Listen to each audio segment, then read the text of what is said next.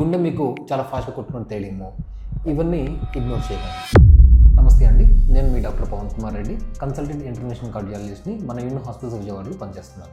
మీ గుండె ఒకేసారి సడన్గా చాలా ఫాస్ట్గా కొట్టుకుంటుందా? అది స్ట్రెస్ వల్ల ఏమైనా వదిలేస్తున్నారా? ఒకసారి ఆలోచించండి. చాలాసార్లు నార్మల్గానే గుండె సడన్గా ఫాస్ట్గా కొట్టుకుంటుంది. మనం కాఫీ తాగినా కానీ, నిద్ర లేకపోయినా కానీ, మనం చాలా ఎక్కువ స్ట్రెస్లో ఉన్నా కానీ గుండె ఫాస్ట్గా కొట్టుకోవడం సహజం.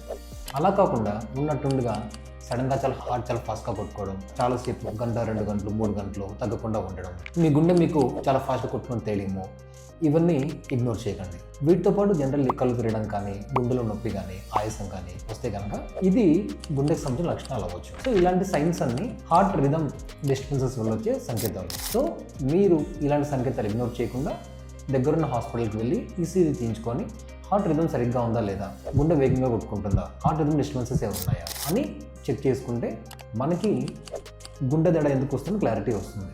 సింపుల్ ఈసీజీ టెస్ట్ చేసి మన హార్ట్ రిథమ్ కరెక్ట్గా ఉందా లేదా మనం గుర్తించవచ్చు. గుర్తుపెట్టుకోండి, హార్ట్ ఇచ్చే చిన్న చిన్న సిగ్నల్స్ కూడా మనం అస్సలు నెగ్లెక్ట్ చేయకూడదు. మన యూనియన్ హాస్పిటల్లో అడ్వాన్స్ కార్డియాక్ చెకప్ చేసి మీ హార్ట్ హెల్త్ ఎలా ఉందో ఎవాల్యుయేట్ చేసి సరైన గైడెన్స్ అండ్ ట్రీట్మెంట్ అందిస్తాం.